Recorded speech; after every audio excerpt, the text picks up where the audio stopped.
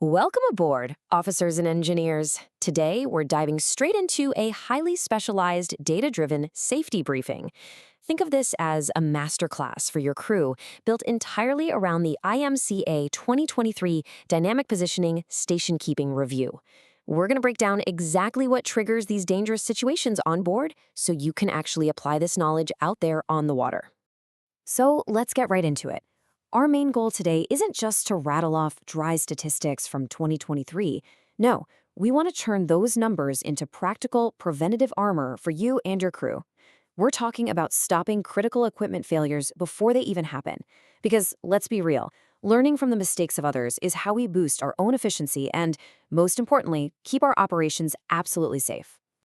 Here's our flight plan for today. We'll hit the 2023 report stats, look at incidents versus undesired events, pinpoint the main causes of position loss, uncover hidden electrical and mechanical threats, tackle the human factor, and wrap up with why data sharing is a literal lifesaver. Let's move.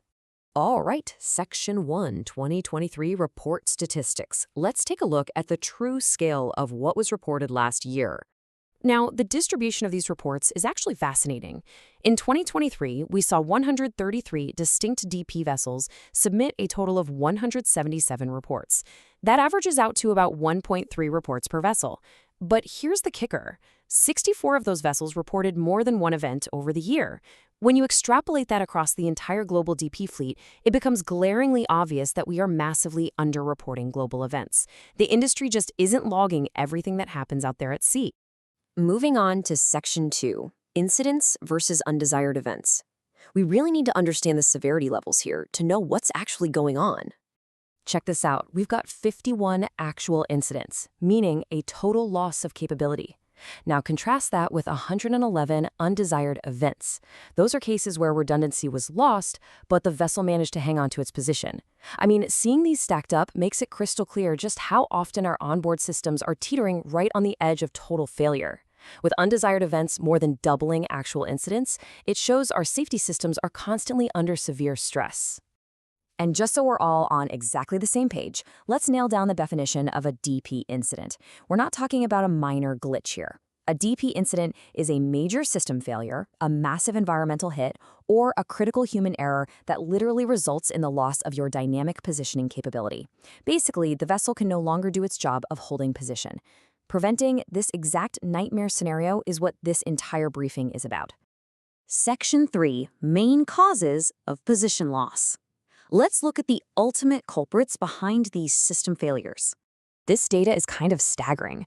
Thrusters and propulsion, they're still the #1 issue, making up 37% of all cases.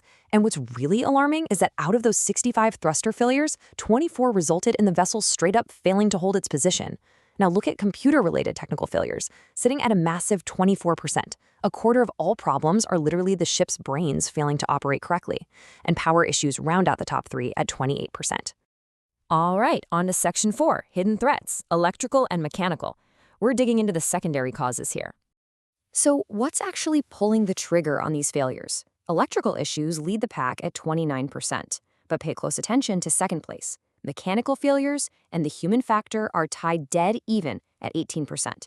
When you combine those with computer-related issues, these top 4 triggers account for an absolutely mind-blowing 77% of all secondary causes. We're talking about 136 specific incidents where that initial spark snowballed into a major crisis. There's a vital lesson here for our engineering teams. If you take those 83 electrical and mechanical failures, they broadly split into 2 camps: lack of maintenance and natural failure. This is a massive wake-up call for targeted maintenance strategies. We can't just sit around waiting for parts to break down. The data clearly shows a huge chunk of these electrical and mechanical node failures could have been entirely avoided with proper, proactive care. Section 5, The Human Factor. It's time to face the reality of our most critical vulnerability on board. Officers, I really want to emphasize this. Even with the most advanced, ultra-redundant DP technology on board, human decision-making is still a massive vulnerability. 18% of all these dangerous events didn't start because a fuse blew.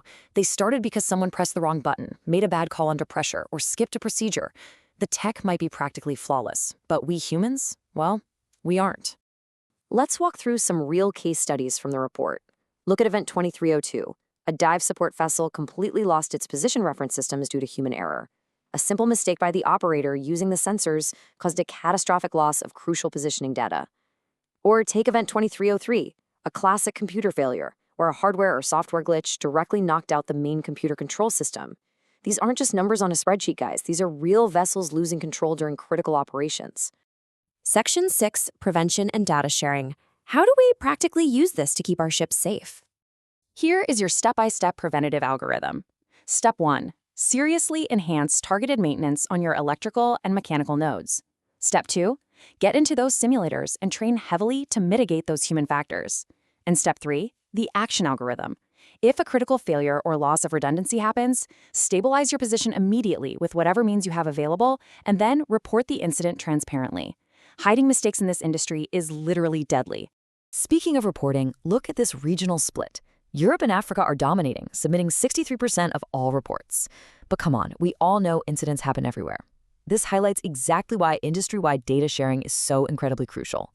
True marine safety requires a global, proactive exchange of data, not just a bunch of reports from one region. Seriously, your transparency today could save a vessel on the complete opposite side of the globe tomorrow. So, wrapping up this explainer, I've got a challenge for you. Take a hard look at your internal procedures.